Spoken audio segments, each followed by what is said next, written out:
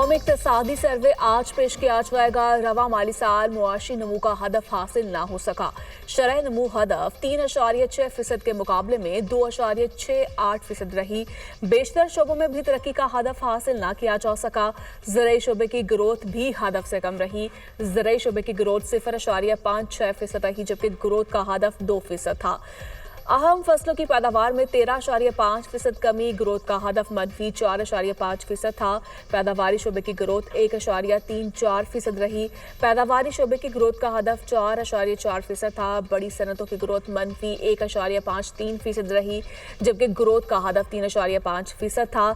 सनती शोबे की मजमूई ग्रोथ हदफ से जायद रही। सनती शोबे की ग्रोथ 4.77% रही, जबकि ग्रोथ का हदफ 4.4% था। रवा माली साल पाकिस्तान की मईशत का हजम 39 अरब 30 करोड़ डॉलर बढ़ा। रवा माली साल मईशत का हजम 411 अरब डॉलर रहा। गुज़श्ता माली साल मुल्क की मईशत का हजम 372 अरब डॉलर था।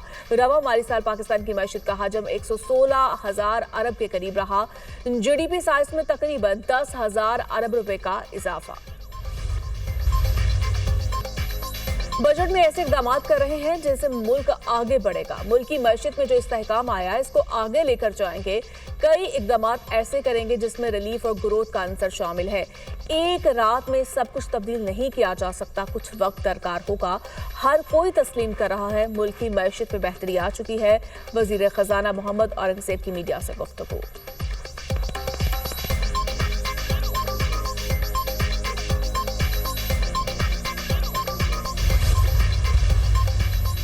आइंदा माली साल का बजट 10 जून को पेश किया जाएगा। स्पीकर अयाज सादिक ने वफाकी बजट के लिए कौमी असम्बली के शेड्यूल की मंजूरी दे दी।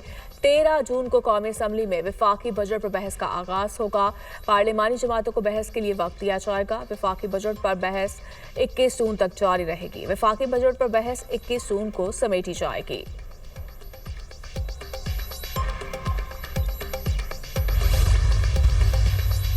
ईद कुर्बान का तीसरा रोज सुन्नत इब्राहिमी की पैरवी में जानवरों की कुर्बानी। आवाम का ईद का आखिरी रोज भी भरपूर गुजारने का प्लान। सैर सपाटे और दावतों का भी एहतमाम होगा।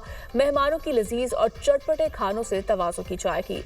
रिश्तेदारों दोस्तों की महफिलें सजेंगी। बच्चा पार्टी के फुल टाइम मौज मस्ती के प्रोग्राम। ईद के तीसरे रोज भी तफरीही मुकामात पर हल्ला गुल्ला करेंगे। भारतीय जहाज़ से दुनिया को आगाह करने का मिशन। पाकिस्तान का 9 रुकनी सफारती वफ्द लंदन में मौजूद। वफ्द बरतानिया की पार्लियामेंट की सीनियर क़यादत से मुलाकातें करेगा।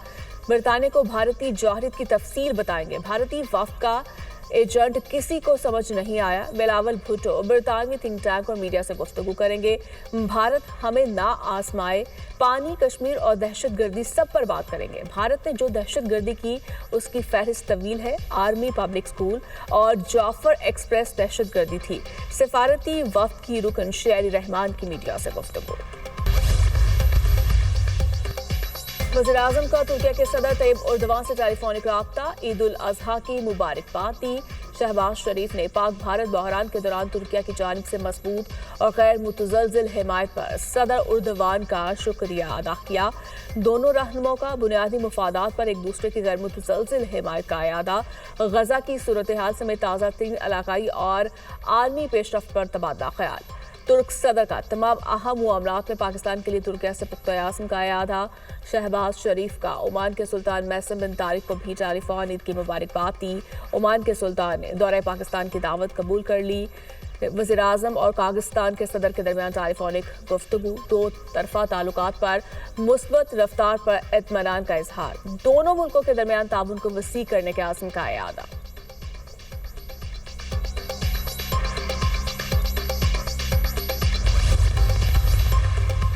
मुल्क भर में पानी के बड़े ज़खायर की तामीर को तेज करने पर इत्तफाक। डिप्टी प्राइम मिनिस्टर इसहाक डार की ज़ेर सदारत अहम इजलास। मुल्क में पानी के ज़खायर तामीर करने से मुतालिक अमूर का जायजा। इजलास में पंजाब, सिंध, खैबर पख्तूनख्वा और गिलगित बाल्टिस्तान के वुज़राए आला की शिरकत। मुअस्सर वसाइल का मुतहर्रिक करने और तवील मुद्दती बुनियादी ढांचे की मनसूबाबंदी के लिए सिफारिशात पेश। पानी के बड़े चैलेंजेस को कम करने के लिए फ़ाल मनसूबाबंदी की ज़रूरत पर जोर।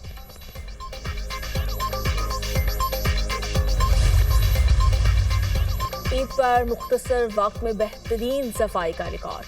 عوام خوش، وزیر اعلیٰ پنجاب کا اظہار اطمینان۔ مریم نواز ذاتی طور پر صفائی کے انتظامات کی بھرپور مانیٹرنگ میں مصروف۔ صوبہ بھر سے صفائی ستھرائی کے انتظامات پر مثبت رد عمل ملنے پر متعلقہ اداروں کو شاباش۔ کمشنرز، ڈپٹی کمشنرز اور اسسٹنٹ کمشنرز صفائی انتظامات کے لیے خود فیلڈ میں نکل آئے۔ گھر گھر جا کر چیکنگ، عوام سے فیڈ بیک لیا۔ پنجاب بھر میں علائشیں ٹھکانے لگانے کا مشن۔ صوبہ بھر میں 2,32,444 ٹن فضلہ علائشوں کو ٹھکانے لگایا گیا۔ وزیر اعلیٰ پنجاب مریم نواز نے اپنے پیغام میں کہا، ستھرا پنجاب کے ورکرز نے متحرک ہو کر فرائض دیانتداری سے سر انجام دیے۔ پنجاب بھر میں علائشیں اٹھائیں، گلی محلوں کی صفائی کی اور سڑکوں کو فرنائل اور عرق گلاب سے دھویا گیا۔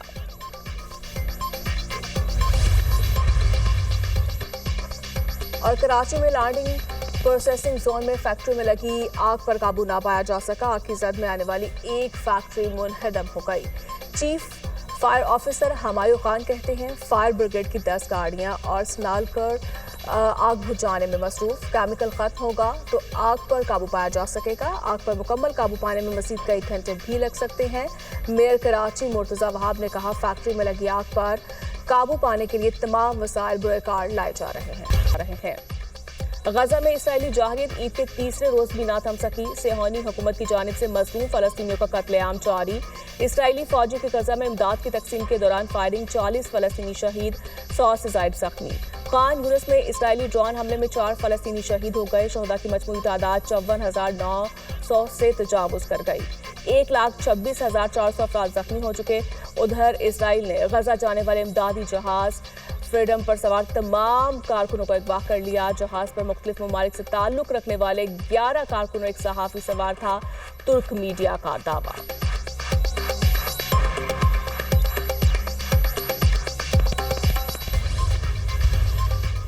ایران کا انٹیلیجنس اسٹرائیک کے ذریعے اسرائیل کی حساس جوہری دستاویزات تک رسائی دینے کا دعویٰ۔ دستاویزات قیمتی خزانہ ہے، جلد منظر عام پر لائیں گے۔ اسرائیل کی جوہری دستاویزات ایران منتقل کر دی گئی ہیں۔ دستاویزات میں امریکہ، یورپ اور دیگر ملکوں کے بارے میں بھی بہت معلومات ہے۔ ایرانی انٹیلیجنس وزیر کا بیان۔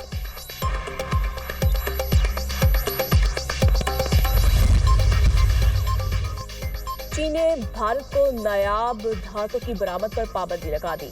بھارتی آٹو انڈسٹری شدید بحران کا شکار۔ آٹو انڈسٹری میں چین پر انحصار نے بھارت کو بے بس کر دیا۔ بھارت کی الیکٹرک گاڑیوں کی تیاری متاثر، صنعت میں ہلچل۔ ای وی موٹرز کے لیے درکار نایاب میگنیٹس کی سپلائی معطل۔ بھارت کی روایتی گاڑیوں کی پیداوار بھی پابندی سے متاثر۔ بھارتی آٹو انڈسٹری کا شور، حکومت سے فوری مداخلت کا مطالبہ۔